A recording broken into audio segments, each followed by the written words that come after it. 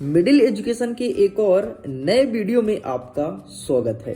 लीजिए स्टूडेंट्स, अब आपके सामने कक्षा 10वीं विषय हिंदी सेट नंबर बी का फुल सॉल्यूशन लेकर के आ चुका हूं। जी हां, आपने सही सुना, आपके सामने सेट नंबर बी का संपूर्ण उत्तर देने वाला हूं। देखिए, ऑलरेडी सेट नंबर ए का मैंने फुल सॉल्यूशन अपलोड किया था और लगभग 50,000 से भी ज्यादा बच्चों ने उसे देखा है। एंड आप लोग का यही डिमांड था कि please sir set number B का भी प्रोवाइड करा दो। तो इस वीडियो में प्रश्न नंबर 1 से लेकर के 23 तक का संपूर्ण प्रश्न का उत्तर देने वाला हूं। तो चलिए हम फटाफट अपने वीडियो को स्टार्ट कर लेते हैं। देख लेते हैं कक्षा 10वीं की हिंदी में किस प्रकार से प्रश्न पूछा गया है आपके सेट नंबर बी में एंड क्या होगा सही उत्तर। देखिए, अगर आप कक्षा 10वीं के विद्यार्थी हैं तो एक चीज ध्यान रखना, प्री बोर्ड पेपर का सेट नंबर ए और सेट नंबर बी में जितने भी क्वेश्चंस हैं अच्छे से पढ़ लेना। तुम्हारे वार्षिक परीक्षा में यहां से बहुत सारे प्रश्न देखने को मिलेंगे, इस बात को तुम ध्यान रखना। देखो, यहां पर टोटल आपका पेपर रहेगा 75 नंबर का। समय मिलेंगे आपको 3 घंटे। नीचे कई सारे निर्देश मेंशन है, जैसे देख सकते हैं सभी प्रश्नों को हल करना अनिवार्य है एंड वेरियस प्रकार के इंस्ट्रक्शन अवेलेबल हैं।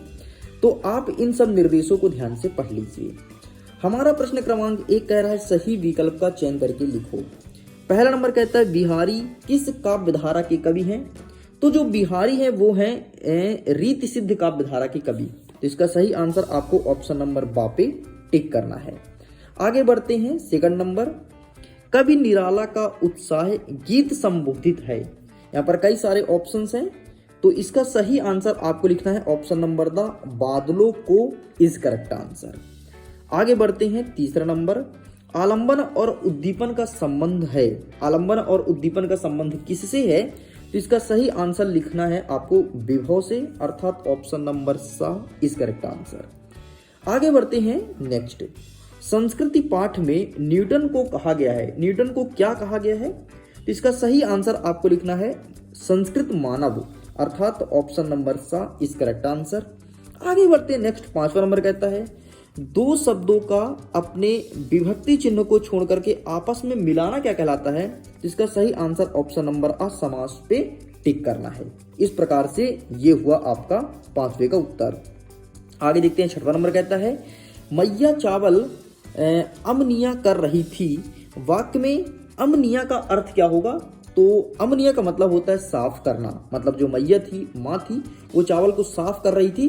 तो इस प्रकार से आपका पूरा का पूरा 6 का 6 उत्तर कंप्लीट कर दिया हूं। आगे बढ़ते हैं। नेक्स्ट कहता है प्रश्न क्रमांक 2, उचित विकल्प द्वारा रिक्त स्थान का चयन करना है। ठीक, पूर्ति करना है। मतलब हमें जो प्रश्न है रिक्त स्थान, उसमें हमें 3 ऑप्शंस दिए गए हैं। एक सही आंसर क्या होगा वो भरना है। और जब हमें ऑप्शन दे देता है तो मतलब समझो कि आपका रिक्त स्थान और अधिक सरल हो गया। आपके वार्षिक परीक्षा में भी ऑप्शंस दिए रहेंगे, टेंशन मत लो। आगे बढ़ता है। पहला नंबर, गोपियों ने मधुकर संबोधन डैश डैश के लिए दिया। तो इसका सही आंसर आपको लिखना है कृष्ण। नेक्स्ट कहता है नायक नायिका के संयोग या वियोग का वर्णन किस रस में मिलता है? तो ये मिलता है श्रृंगार रस में। श्रृंगार रस के 2 प्रकार होता है, एक होता है संयोग, दूसरा होता है वियोग। तो संयोग में वर्णन मिलता है नायक नायिका का इसका। नेक्स्ट कहता है तीसरा नंबर, काव्य की शोभा बढ़ाने वाले तत्व को क्या कहते हैं? तो इसे कहते हैं अलंकार। तो यहाँ पर सिंपल सा अलंकार लिखना है। नेक्स्ट कहता है गुरु नानक की थाली के थोड़े से डैश डैश छिटक कर बाहर गिर गए। तो यहाँ पर आपको चावल लिखना है। गुरु नानक की थाली के थोड़े से चावल छिटक करके बाहर गिर गए थे। नेक्स्ट कहता है 5वां नंबर, यशोगान डैश डैश संधि का एग्जाम्पल है। तो यशोगान आपका विसर्ग संधि का एग्जाम्पल है, तो आपको विसर्ग लिखना है। आगे देखते हैं। 6वां नंबर, पंचगंगा घाट डैश डैश में स्थित है। तो पंचगंगा घाट आपके काशी में है, तो काशी बनारस आपको यहाँ पे लिख देना है। इस प्रकार से आपका ये भी कंप्लीट होता है। देखिए स्टूडेंट्स, अगर आपने अभी तक सेट नंबर बी के फुल सॉल्यूशन का पीडीएफ डाउनलोड नहीं किया है तो आपने बहुत बड़ी गलती करके बैठा है। लिंक डिस्क्रिप्शन बॉक्स में है, जाइए चेक आउट कीजिए। अपने पेपर के पीडीएफ को डाउनलोड कीजिए with solution, already middle education द्वारा अपलोड कर दिया गया है। आगे बढ़ते हैं। प्रश्न क्रमांक 3 कह रहा है निम्नलिखित कथनों के समक्ष आपको सत्य और असत्य लिखना है।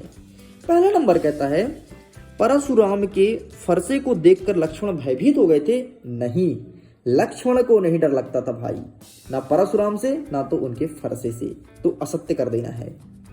नेक्स्ट कहता है लय ताल तुक यति गति मात्रा एवं चरण से युक्त रचना कहलाती है, बिल्कुल सत्य है। नेक्स्ट कहता है धरती से कुछ ज्यादा ही धैर्य और सहन शक्ति मनु की मां में था, बिल्कुल सत्य हो जाएगा। रेखा चित्र को शब्द चित्र भी कहते हैं, बिल्कुल सत्य हो जाएगा।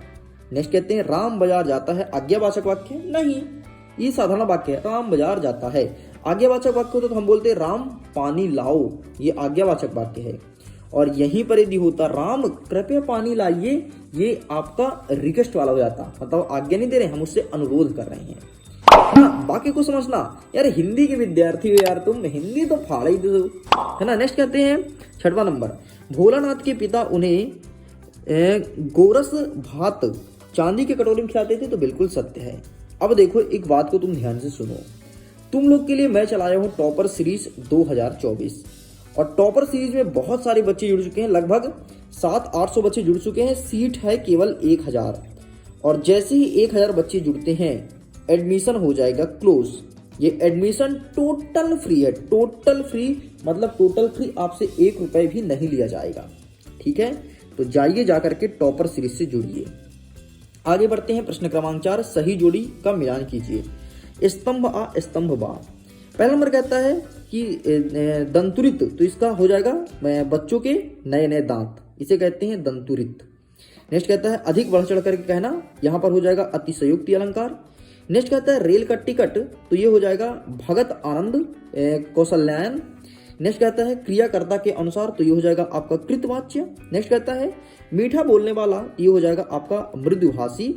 अंतिम कहता है अणु बम विस्फोट, तो यहाँ पर हो जाएगा विज्ञान का दुरुपयोग। इस प्रकार से ये भी कंप्लीट होता है। आगे बढ़ते हैं, 5वां नंबर कह रहा है निम्नलिखित प्रश्नों का उत्तर एक शब्द या एक वाक्य में देना है। पहला नंबर कहता है मुख्य गायक को ढाढ़स बांधने का कार्य कौन करता था, तो संगीतकार का सुर, आपको ये लिखना है। आगे बढ़ते हैं, नेक्स्ट क्वेश्चन हमारा कह रहा है क्वेश्चन नंबर 2, काव्य की आत्मा किसे कहा गया है, तो रस को कहते हैं काव्य की आत्मा, तो रस यहाँ पे लिखना है। नेक्स्ट कहता है बाल गोविंद भगत की प्रवृत्तियां किस माह शुरू होती है, तो कार्तिक मास में शुरू होती है, कार्तिक लिख देना है। नेक्स्ट कहता है वीर रस की कविताओं में कौन सा गुण होता है, तो ओज होता है ना। ओज मतलब ताकत वाला होता है, जैसे बुंदेले हर बोले मुझसे हमने सुनी कहानी थी, खूब लड़ी मर्दानी में तो झांसी वाली रानी थी, है ना, ये वीर रस की कविताएं हैं। नेक्स्ट सना सन हाथ जाड़ी पाठ के अनुसार कुटिया में घूमता चक्र क्या है, तो धर्म चक्र हो जाएगा। नेक्स्ट कहता है लेखक अज्ञेय ने मानव निर्मित सूरज किसे कहा है, तो परमाणु बम को कहा है। तो इस प्रकार से ये भी कंप्लीट होता है। अब देखिए स्टूडेंट्स, इन सभी प्रश्नों का उत्तर आपको लिखित दिखाऊंगा, ये रहा आपके सामने, आप इसका स्क्रीनशॉट ले लीजिए। थोड़ी मैं इसको अप करता हूं ताकि आप प्रॉपर वे में देख पाएं, ठीक। ये रहा आपके सामने प्रश्न क्रमांक 1 का उत्तर, ये रहा आपके सामने प्रश्न क्रमांक 2 का उत्तर। 1 सेकंड रुकिएगा जरा, अब लिखो। ये रहा प्रश्न क्रमांक 1 का उत्तर, ये रहा आपके सामने प्रश्न क्रमांक 2 का उत्तर। आगे बढ़ते हैं, तो ये रहा प्रश्न क्रमांक 3 का उत्तर, ठीक, ये लिखिए, ठीक है। और ये रहा आपके सामने प्रश्न क्रमांक 4 का उत्तर। आगे बढ़ते हैं, ये रहा आपके सामने प्रश्न क्रमांक 5 का उत्तर, और बाकी आगे के जितने भी आंसर्स हैं आपको मोबाइल में दिखाया जाएगा। मोबाइल के थ्रू आपको मैं पीडीएफ लेकर के आया हूं, और पीडीएफ में पूरे क्वेश्चन आंसर कवर करूंगा। तो चलिए फटाफट हम देख लेते हैं कि आगे के क्वेश्चंस क्या कहते हैं एंड क्या होगा इनका सही उत्तर। आगे हमारा 6वां नंबर कहता है कि प्रयोगवादी की हमें विशेषताएं बतानी है, और कोई 2 विशेषता और उनकी प्रवृत्ति का नाम लिखना है। नेक्स्ट देख लेते हैं, 8वां कहता है कि नई कविता के हमें 2 कवि का नाम लिखना है और उनकी रचनाएं भी बतानी है, ठीक। आगे देख लेते हैं हमारा नेक्स्ट क्वेश्चन क्या कहता है। नेक्स्ट कह रहा है प्रश्न क्रमांक 7, तुलसीदास जी और मंगलेश डबराल की काव्यगत विशेषताएं हमें बतानी है, ठीक है। तो इन सभी प्रश्न का उत्तर दिखाऊंगा, टेंशन मत लो। लेकिन एक चीज ध्यान देना बेटा, मंगलेश डबराल जो है वो पहली बार पूछा गया है, मतलब नए हैं और नए कवि हैं, इसलिए आपके परीक्षा में देखने को मिल सकते हैं, इस चीज को ध्यान रखिएगा। चलिए अब हम स्टार्ट करते हैं इन सभी प्रश्न का उत्तर। सबसे पहले प्रश्न क्रमांक 6 का उत्तर देखेंगे, ऊपर वाला प्रयोगवाद की विशेषताएं, ठीक। तो ये रहा आपके सामने, देखिए ये रहा पहले का आंसर, ठीक। इसको थोड़ी जूम आउट करता हूं, ये रहा दूसरा, ये रहा तीसरा, 3 के तीनों पॉइंट आपको लिख देना है। आगे बढ़ते, नेक्स्ट कहता है 7वां नंबर तुलसीदास जी और मंगलेश डबराल। तो आपके सामने मैं दिखाऊंगा तुलसीदास जी के बारे में ये रहा सात्विक तुलसीदास जी, ये काव्यगत विशेषताएं भाव पक्ष हो गया, ठीक। बाकी यहाँ पर लिखा गया तो आप इसका स्क्रीनशॉट ले लीजिए। ये हो गया कला पक्ष, ठीक। इतना लिखना है, लेकिन हमें इतना नहीं लिखना है, ध्यान से देखो।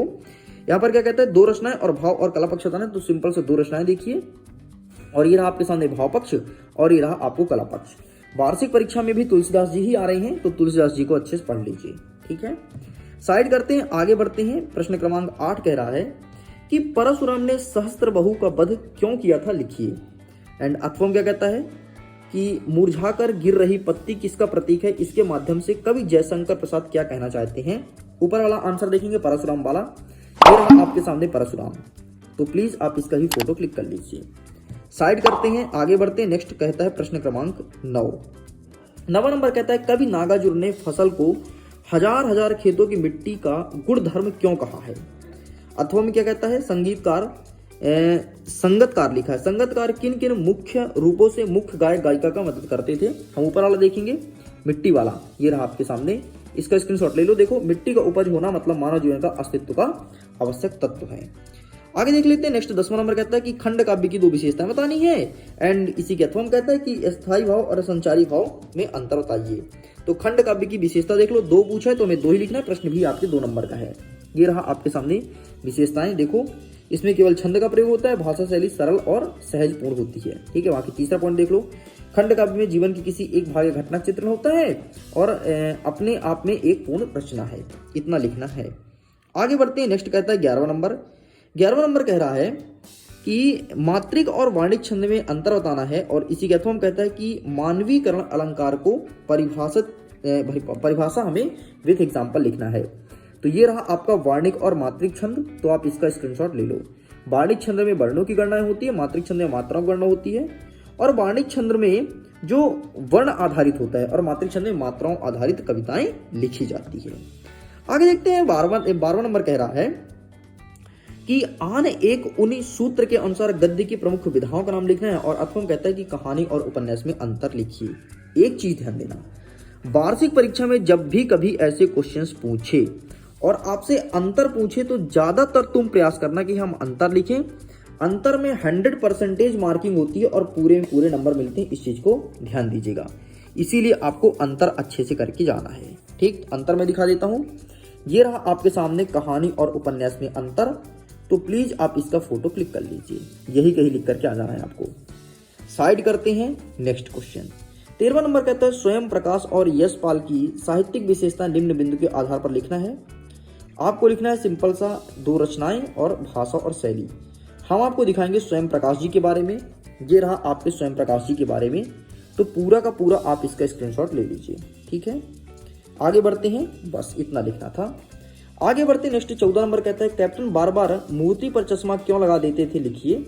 अथवा कहता है कि लेखक को नवाब साहब के किस हाव भाव से महसूस किया कि वे उनसे बातचीत करने के लिए तनिक भी उत्सुक नहीं है। तो ऊपर वाला देखें कैप्टन वाला, ये रहा आपके सामने कैप्टन का नेताजी की मूर्ति पर बार बार चश्मा लगाना उनके दिल में नेताजी और अन्य सेनानी के प्रति सम्मान की भावना को प्रकट करने के समान था।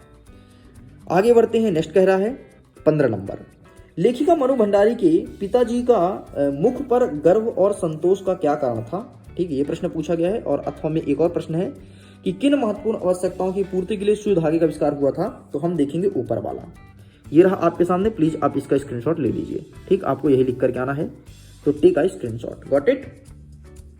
आगे देख लेते हैं। नेक्स्ट हमारा 16 नंबर कह रहा है कि एक शब्द एक वाक्य में उत्तर दीजिए, ठीक है। हमारा ऊपर वाला कह रहा है कि जो पहले कभी नहीं हुआ हो उसे कहेंगे अभूतपूर्व। दूसरा वाला कह रहा है जिसे बांटा जा सके उसे कहेंगे अविभाज्य, ठीक। इस प्रकार से लिख के कंप्लीट करना है। 17 नंबर कहता है भोलानाथ अपने साथी को देखकर सिसकना क्यों भूल जाता था, तो ये रहा आपके सामने इसका आंसर, ठीक है। वो खेलने में मगन होता था, इसलिए वो साथी को देख करके सिसकना ही भूल जाते थे, इतना लिखना है, ठीक। पूरा आंसर ये रहा। आगे बढ़ते हैं। नेक्स्ट क्या कहता है। नेक्स्ट हमारा कह रहा है प्रश्न क्रमांक 18 कह रहा है कि गद्यांश को हमें ध्यान से पढ़ना है और जो पूछा गया है भावार्थ संदर्भ प्रसंग अर्थ लिखना है। तो हम आपके सामने दिखाएंगे प्रश्न क्रमांक 18 का अथवा वाला, जो तुम्हारी एक दंतुर वाला है ना, उसी को दिखाएंगे। तो ये रहा भाई साहब, सबसे पहले आप क्वेश्चन को मिला लो। ये आपको नहीं लिखना है शब्दार्थ, इस चीज को ध्यान देना। आपको केवल यहां से लिखना है व्याख्या, ठीक। फिर ये रहा आपके सामने भावार्थ, इतना लिख के कंप्लीट करना है, ठीक। ये रहा व्याख्या पूरा लो स्क्रीनशॉट, ठीक, इसे जूम आउट करता हूँ, ये रहा, और ये रहा आपके सामने भावार्थ, इतना लिख के कंप्लीट करना है। साइड करते हैं। नेक्स्ट हम 19 नंबर देख लेते हैं। 19 नंबर में एक गद्यांश दिया है और इसका भी संदर्भ, प्रसंग और अर्थ बताना है, इस चीज को ध्यान दीजिएगा। आगे बढ़ते हैं। नेक्स्ट क्वेश्चन क्या कह रहा है? अच्छा, इसका 19 का आंसर हमारे पास अवेलेबल नहीं है, तो प्लीज इसका आंसर आपको स्वयं लिखना है। हमारे पास 100% एक्यूरेट नहीं था, इसलिए हमने प्रेजेंट नहीं किया। बाकी टेंशन मत लो, हम आपको टेलीग्राम पर भेज देंगे इसका आंसर, ठीक है। आगे देखते हैं। 20वां नंबर कह रहा है कि समय का महत्व पर एक हमें अनुच्छेद लिखना है। तो ये रहा भाई समय का महत्व, देख सकते हैं, ये रहा आपका अनुच्छेद, बस इतना लिख के चले आना। हमारा प्रश्न नंबर 21 कह रहा है निम्नलिखित अपठित काव्यांश और गद्यांश को पढ़ करके नीचे दिए गए प्रश्नों का उत्तर देना है। तो हम अटेंड करेंगे अपने गद्यांश को। गद्यांश इजी होता है, आप भी ध्यान दीजिए, परीक्षा में गद्यांश को अटेंड करना, पद्यांश थोड़ी कठिन पूछता है, ठीक है। गद्यांश आसानी समझ में भी आ जाता है। देखो गद्यांश में लिखा है मनुष्य का जीवन बहुत संघर्षमय होता है, उसे पग पर कठिनाइयों का सामना करना पड़ता है, फिर भी ईश्वर के द्वारा जो मनुष्य रूपी वरदान में निर्मित इस पृथ्वी पर हुई है, मानो धरती का रूप ही बदल गया है। यह संसार कर्म करने वाले मनुष्य के आधार पर ही टिका हुआ है। देवता भी अपनी ईर्षा करते हैं, मनुष्य अपने कर्म बल के कारण श्रेष्ठ है, धन्य है मनुष्य का जीवन। गद्यांश का उपयुक्त शीर्षक क्या होगा? तो मनुष्य का संघर्ष, इतना लिखना है। मनुष्य किस कारण श्रेष्ठ माना गया है? तो आपको लिखना है, ये रहा इसका आंसर। देखिए, मनुष्य बहुत संघर्षमय होता है, सामना करता है, ईश्वर रूपी वरदान उसे प्राप्त है, ठीक है। और इसका आंसर आपको लिखना है, ये यहां से देखो, देवता भी उसे ईर्षा करते हैं, मनुष्य अपने कर्मबल के कारण श्रेष्ठ है। तो मनुष्य किस कारण से श्रेष्ठ माना गया? तो कर्मबल के कारण श्रेष्ठ माना गया है। अब कहता है उपयुक्त गद्यांश का सारांश क्या होगा? तो सारांश लिखने के लिए सिंपल सा आप इसे पढ़िए, ये जो 3 लाइन लिखा है इसे पढ़िए, और पढ़ने के बाद आपको जो समझ में आए अपने शब्दों में लिख दीजिए, यही इसका सारांश कहलाता है। और सारांश लिखने का सबसे अच्छा तरीका भी यही है।